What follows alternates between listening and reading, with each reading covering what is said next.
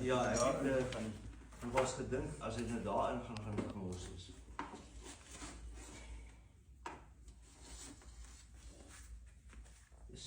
Nog een vir die eerste. Vir die 1 Januarie. Mooi gespikkel. Waar is die pyp nou? Op die gras. Op die gras.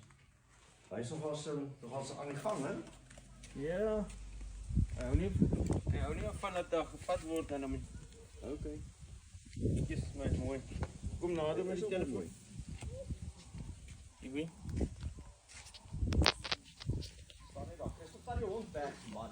Hy dit is nog net een en 'n bietjie. Yes, dit is mooi.